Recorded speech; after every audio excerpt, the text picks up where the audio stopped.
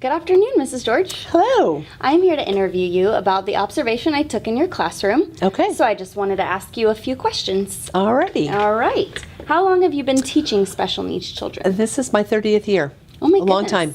Yep. And that's where you want to be? It's exactly where I want to be. Awesome. Yes. What made you choose this teaching profession, and in particular, teaching special needs children? Well, when I started out in college, I was an art major. And I absolutely... Yay! And now I'm teaching. And now you're teaching. Well, I did not want to teach. In fact, one of my professors said, you're good, but you won't be able to make a living at it. You could be a teacher. And I said, I'm not going to be a teacher. And then I did a social welfare internship and worked with special needs kids there and fell in love with it. So never looked back. Miss my art, but I have not looked back. So do you do art in your spare time? Not like I need to. I'm hoping to get back to that soon. I understand, yeah. How have your ideas toward teaching changed with each passing year of experience? Can you recall your ideas about teaching? Oh, yes. Gosh, they change all the time.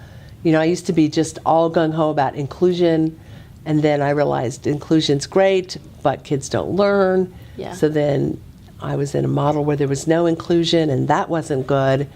So do you think inclusion varies from student to student? It does. It really does. Okay. It does. And I've also kind of discovered over the years that kids want to be with people that are like them. We don't need to solely exclude them because they have similarities. Right. But for them, it's comforting to have part of their day with kids who are like them, and then I've to seen branch that out. when I was observing in here. They're different people in They here. are. And sometimes that's not so great because they're a little too comfortable. Yeah. So it needs to be a mix, and it does need to be individual. They seem like they make a really good team in here, but also fit in well when they're being included in their classroom. Yeah, I worry about that. But yeah, I think they do. Good.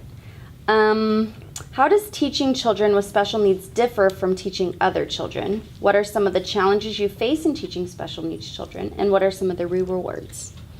Well, the best thing about my job is it's so creative. I have to make all the curriculum. So there's your art outlet right there. There it is right there. It's all on me because there's no curriculum. They're all on their own programs. So I just love that. I don't always have the patience for regular ed kids when they're not doing well. Because and I they think choose some other to not teachers do look well. at you and go, I don't know how you have the patience for Yeah, I get that a lot. needs. And I think, how could you not? Right. These guys are great.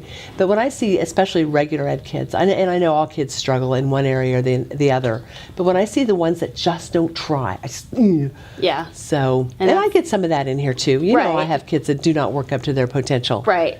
And that's frustrating. Yeah. A little bit of laziness. Yes. What advice can you give me for teaching children with special needs in a regular education classroom? Oh boy. Set your expectations high. Don't focus on the fact that they have special needs or that they do things differently. They learn differently. That's the end of that. Right. You know, everything in every other way they're the same, and they need you to treat them as if they're the same and to set your expectations high.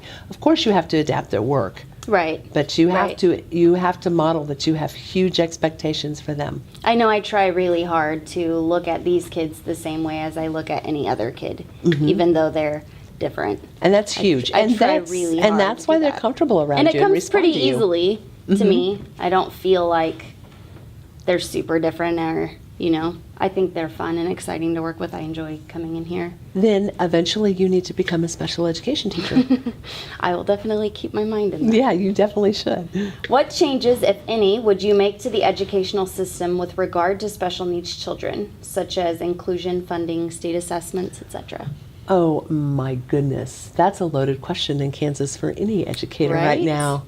I think state assessment is, well, in special ed, if you're an alternate assessment, our state has done some great things this year. If they can get it all in place and working, I'm pretty impressed with what we call the DLM, the Dynamic Learning Maps. Okay.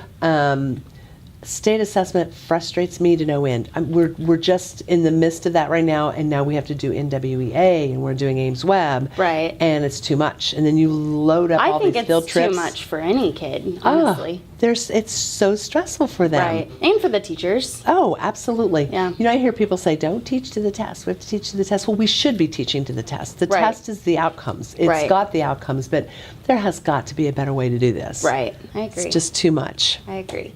If you could choose another career field would you? And explain your answer in detail, please. I think somebody's mother might be looking for them. Of course, in a few years, I will be changing my path because I'll be retiring, but I've loved what I've done. I think I would like to maybe work maybe more with families who have children, who have new children with special needs and that kind of thing. Actually, I'm kind of thinking about opening a business in Wichita that's daycare with maybe an emphasis on kids with special needs. Yes. I would love to join you. Oh, I would love to have you. I have no desire to go back to school and pursue anything differently. Although, I wouldn't mind having an art therapy degree. That would be pretty neat. That could be the best of both worlds. Cool. So I don't know how in-depth that is, but I can't even imagine life beyond what I'm doing now because I'm not quite sure what I'm going to do. But I know I want to keep my hand in the field. Yes. Awesome. Good answer. Are there any comments that you wish to add or to close this interview?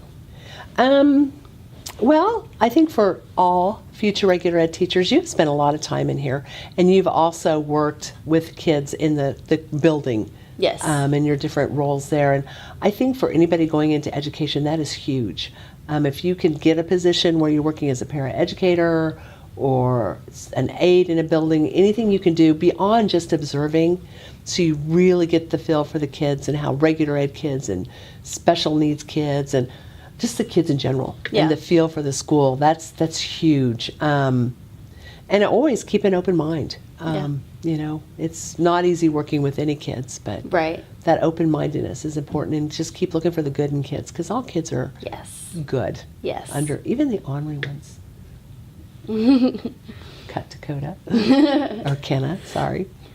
Awesome. Well, thank you so much. You're welcome. I really enjoyed working in your room. Maybe I've would be more in order. I've enjoyed having you in here. It has been so exciting, and thank you for teaching me and showing me and letting me observe and interview you. And I'm glad you were able to come and spend so much. You spent a lot of time with us. Yes, I did. Yeah, you did. It was fun. I'm still kind of looking around thinking, is she coming in today? No, I signed that paper. She's probably not. So, okay, well, good luck to you. Thank you.